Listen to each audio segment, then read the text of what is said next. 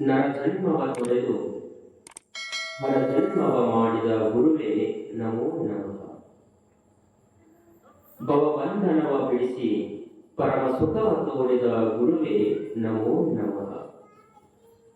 ಭವಿಯಂಬುವದ ತೊರೆದು ಭಕ್ತನೆನಿಸಿದ ಗುರುವೇ ಚೆನ್ನಮಲ್ಲಿಕಾರ್ಜುನನೆನ್ನ ತಂದೆನ್ನ ಕೈವಶಕ್ಕೆ ಕೊಟ್ಟ ಗುರುವೇ ನಮೋ ನಮಃ ನಮೋ ನಮಃ. ವೈರಾಗ್ಯನಿಧಿ ಅಕ್ಕ ಮಹಾದೇವಿಯ ಒಂದು ವಚನ.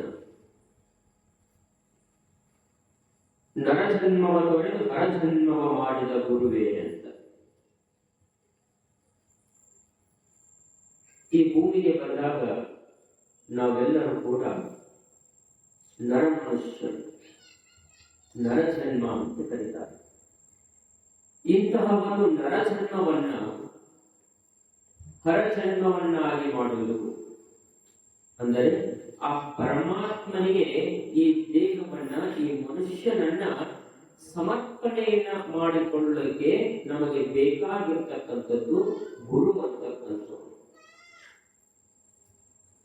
ಎಲ್ಲರಿಗೂ ಕೂಡ ಗುರು ಅಂತಕ್ಕಂಥವನು ಬೇಕೇ ಬೇಕು. ಗುರು ಇಲ್ಲದಿದ್ರೆ ಏನು ಕೂಡ ನಡೆಯಲಿಕ್ಕೆ ಸಾಧ್ಯ ಇಲ್ಲ ಅಂತಕ್ಕಂಥದ್ದನ್ನು ಬಹಳಷ್ಟು ತತ್ವಜ್ಞಾನಿಗಳು ತಮ್ಮ ವಚನಗಳಲ್ಲಿ ಹೇಳಿದ್ದಾರೆ.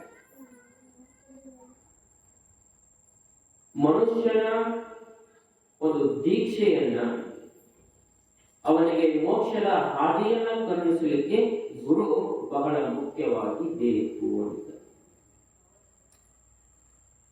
ಎಲ್ಲದಕ್ಕೂ ಗುರು ಬೇಕು ಗುರು ಬೇಕು ಅಂತಾರಲ್ಲ.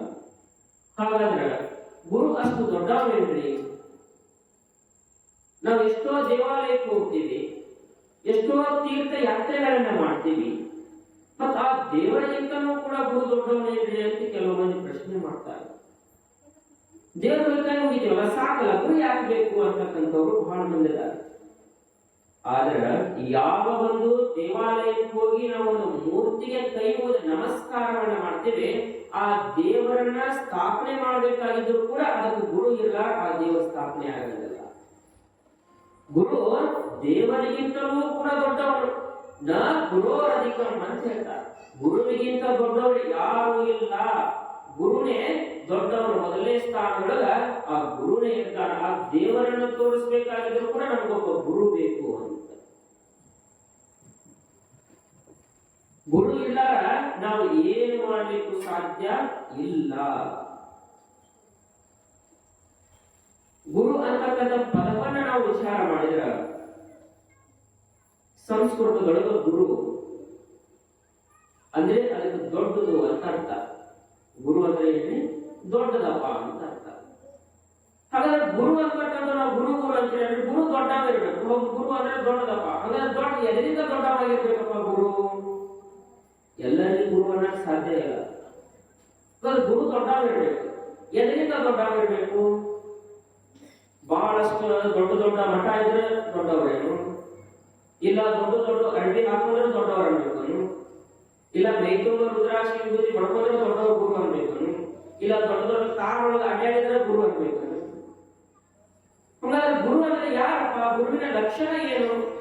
ಏನು ದೊಡ್ಡವಪ್ಪ ಗುರು? ಏನು ದೊಡ್ಡದಿರ್ಬೇಕು? ಎದಕ್ಕೆ ದೊಡ್ಡದಿರ್ಬೇಕು ಗುರುವಿನಲ್ಲಿ ಅಂತಂದ್ರೆ ಹೆಂಗ್ ಇರ್ಬೇಕಪ್ಪ ಗುರು? ಯಾರಿಗೆ ಗುರು ಅಂತಾರ ಅಂತಂದ್ರೆ ಜನನದಿಂದ ಮರಣದವರೆಗೆ ನೋಡಿ, ಜನನದಿಂದ ಮರಣದವರೆಗೆ ಯಾವುದರ ಮೇಲೆ ಆಸೆ ಆಮಿಷಗಳನ್ನ ಮಾಡದೆ, ವಿಷಯಗಳ ವಾಸನೆಗೆ ಒಳಗಾಗದೆ, ಹಾಕಿಕೊಂಡಿರ್ತಕ್ಕಂತಹ ಬಟ್ಟೆಗೆ ಜೇಬಿರದೆ, ಯಾರನ್ನು ಹೊಗಳಲಿಲ್ಲ, ಯಾರನ್ನೂ ತೆಗಳಲಿಲ್ಲ, ಕೇವಲ ಪ್ರಕೃತಿಯ ಸೌಂದರ್ಯವನ್ನ ಮಗಳಿ ಪ್ರಕೃತಿಯ ಮೇಲೆ ಪ್ರವಚನವನ್ನ ಮಾಡಿ ಜ್ಞಾನದಿಂದ ದೊಡ್ಡವಾಗಿರ್ತಕ್ಕಂತಹ ಬಿಜಾಪುರ ಜ್ಞಾನಯೋಗಿ ಸಿದ್ದೇಶ್ವರ ಸ್ವಾಮಿಗಳಾದ್ರೆ ಅಂತವರಿಗೆ ನಾವು ಗುರು ಅನ್ನಬೇಕಾಗ್ತದೆ. ಗುರು ಅಂದ್ರೆ ನಂಗೆ ಹುಟ್ಟಿನಿಂದ ಕೇವಲ ಸಮಾಜಕ್ಕಾಗಿ ಸಮಾಜ ಸಮಾಜ ಸಮಾಜ ಎಂದು ಸಮಾಜಕ್ಕಾಗಿಯೇ ತಮ್ಮ ಜೀವನವನ್ನು ಮುಡಿಪಾಗಿಟ್ಟು ಸಂಗೀತ ಕ್ಷೇತ್ರಗಳು ಪಂಚಾಕ್ಷರಿ ವಾಯುಗಳನ್ನು ಕೊಟ್ಟಿರ್ತಕ್ಕಂಥ ಆನಂದ ಕುಮಾರಸ್ವಾಮಿಗಳಾಗ ಅಂತವರಿಗೆ ಗುರು ಅನ್ಬೇಕಾಗ್ತದೆ. ಎಲ್ಲರಿಗೂ ಗುರು ಅನ್ಲಿಕ್ಕೆ ಸಾಧ್ಯ ಇಲ್ಲ. ಅವರು ಎದರಿಂದ ದೊಡ್ಡವರಾಗಿರ್ಬೇಕು? ಜ್ಞಾನದಿಂದ ದೊಡ್ಡವರಾಗಿರ್ಬೇಕು. ಬರೀ ಬಟ್ಟೆ ಹಾಕೊಂಡು ದೊಡ್ಡವರು ಮಠ ಇದ್ರೆ ಅಲ್ಲ, ಅವರಲ್ಲಿ ಜ್ಞಾನ ಇರಬೇಕು. ಅಂತವ್ರಿಗೆ ಗುರು ಅನ್ಲಿಕ್ಕೆ ಸಾಧ್ಯ. ಅಂತ ಗುರು ಇದ್ರ ಮತ್ತೆ ಗುರು ಅಷ್ಟ ಜ್ಞಾನ ಇರ್ಬೇಕಪ್ಪ, ಗುರುವಿನಲ್ಲಿ ಜ್ಞಾನ ಇತ್ತು ಅಂತಂದ್ರೂ ಸಾಲಾಗಲ್ಲ.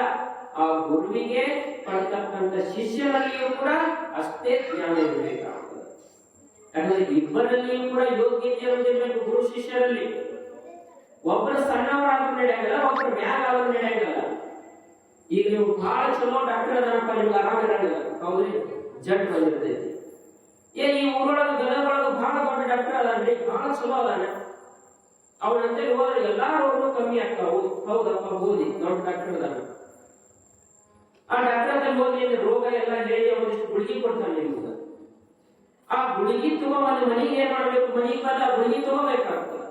ನಾವು ಕೊಟ್ಟಿರ್ತಕ್ಕಂಥ ಔಷಧ ತಗೊಳ್ಳಾರ ಒಂದು ಮೂಲೆಯಾಗಿಟ್ಟ ಆರಾಮಾಗಂದ್ರೆ ಆರಾಮಾಗುತ್ತೆ.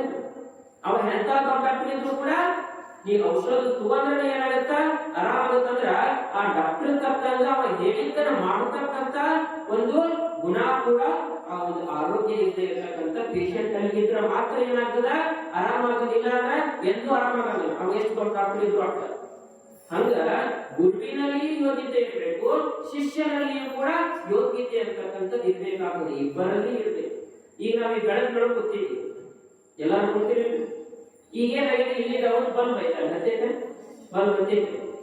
ಇಲ್ಲಿ ನಾವು ಬಟನ್ ಹಾಕಿದ್ರೆ ಅಲ್ಲಿ ಏನಾಗುತ್ತೆ, ಬಲ್ಬ್ ಹತ್ತೈತೆ. ಮತ್ತೆ ಇಲ್ಲಿ ಬಟನ್ ಹಾಕಿದ್ರೆ ಅಲ್ಲಿ ಬಲ್ಬ್ ಹತ್ತದಂದ್ರೆ ಅದ್ರ ಮಧ್ಯೆ ಏನೈತಿ, ಹಂಗ ಹತ್ತಲಿಲ್ಲ, ಅದ್ರ ಮಧ್ಯೆ ಒಂದು ವಾಯರ್ ಹತ್ತು ಹೋಗೈತಿ. ವಾಯರ್ ಗೊತ್ತಾಗುತ್ತಲ್ಲ, ಆ ವಾಯರ್ ಹತ್ತು ಹೋಗೈತಿ. ಇಲ್ಲಿಂದ ಅಲ್ಲಿ ಒಂದು ವಾಯರ್ ಚೇಂಜ್ ಆಗಿರ್ತದೆ, ಹೌದ್ರಿ. ಈ ವಾಯರ್ ಒಳಗೆ ಏನಾಗಿರ್ಬೇಕು, ಈ ವಾಯರ್ ಕರೆಕ್ಟ್ ಇರ್ಬೇಕು ನಮಗೆ. ಅಂದ್ರೆ ಇದ್ರೊಳಗ ವಿದ್ಯುತ್ ಪಾಸ್ ಆಗ್ತಿರ್ಬೇಕು, ವಾಯರ್ ಚಲೋ ಇರ್ಬೇಕು.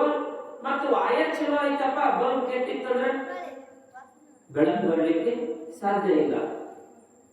ಹೌದಪ್ಪ, ಬಲ್ಬ್ ಬಹಳ ಚಲೋ ಐತಿ, ಇಲ್ಲಿ ವಾಯರ್ ಕೆಟ್ಟಿತ್ತಂದ್ರೆ ನಾವಿಲ್ಲಿ ಎಷ್ಟ ಬಟನ್ ಮಾಡಿದ್ರು ಬೆಳಕು ಬರ್ಲಿಕ್ಕೆ ಸಾಧ್ಯ ಇಲ್ಲ.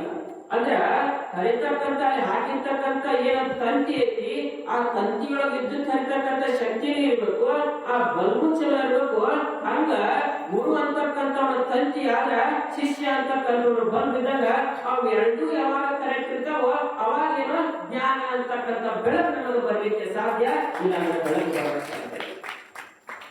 ಇಬ್ಬರಲ್ಲಿ ಯೋಗ್ಯತೆ ಅನ್ನೋದು ಇರಬೇಕಾಗ್ತದೆ.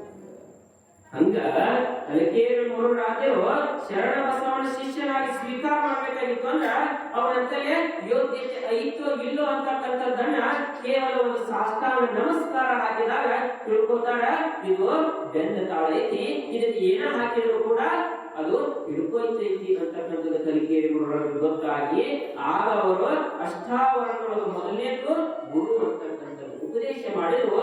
ಗುರು ಬೇಕಪ್ಪ ವಿದ್ಯೆಯನ್ನ ಕಲಿಯಲಿಕ್ಕೆ. ಕೆಲವರು ಪ್ರಶ್ನೆ ಮಾಡ್ತಾರ, ಯಾಕೆ ಗುರು ಇದ್ರೇ ವಿದ್ಯೆ, ಗುರು ಬೇಕಾ ವಿದ್ಯೆ ಕಲಿಯಕ್ ಆಗಲ್ಲ? ಪ್ರಶ್ನೆ ಮಾಡ್ಬೋದಲ್ಲ.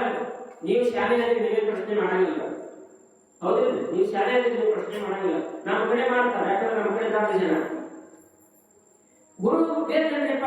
ಎಷ್ಟೋ ಪುಸ್ತಕಗಳದಾವ, ಈಗೆಲ್ಲ ಕಂಪ್ಯೂಟರ್ ಐತಿ, ಮತ್ತೆ ನಾವು ವಿದ್ಯೆ ಕಲಿತು ಬಿಡ್ಬೋದಲ್ಲ, ಗುರುನ ಯಾಕೆ ಬೇಕು ನಮಗ? ಈಗ ಪ್ರಶ್ನೆ ಮಾಡೋರಿರ್ತಾರೆ. ಈಗ ನೀವೆಲ್ಲ ನೀರೆಲ್ಲ ಕುಡಿತೀರಿ, ಸ್ವಲ್ಪ ಬಡ ನೀವೆಲ್ಲ ಮುಗಿದು ಕೇಳಾಕ್ತಿದ್ದ ನಾನು, ನೀರೆಲ್ಲ ಕುಡಿತೀರಿ, ನೀವು ನೀರು ಕುಡಿಯಾಕ ಬರ್ತಾವ, ಎಲ್ಲಿಂದ ಬರ್ತಾವ್ರಿ? ನಳದಾಗಿಂದ. ನಳಕ್ಕೆ ಎಲ್ಲಿಂದ ಬರ್ತಾವ? ಡ್ಯಾಮಿಂದ ಬರ್ತಾವ. ಡ್ಯಾಮಿನ ನೀರು ಎಲ್ಲಿಂದ ಬರ್ತಾವ? ಹೊಳೆಯಿಂದ. ಹೊಳಿ ನೀರು ಎಲ್ಲಿಂದ ಬರ್ತಾವ? ಮಳೆಯಿಂದ. ಮಳೆ ಹೇಗಾಗುತ್ತೆ ಹೇಳ್ಕೊಟ್ಟಿಲ್ಲ ನಿಮ್ಗೆ, ಶಾಲೆ ಗೊತ್ತಿರಲ್ಲ, ನಿಮ್ಗೆ ಮುಂದೆ ಕೂತೆ. ಮಳೆ ಹೆಂಗ್ ಬರುತ್ತೆ?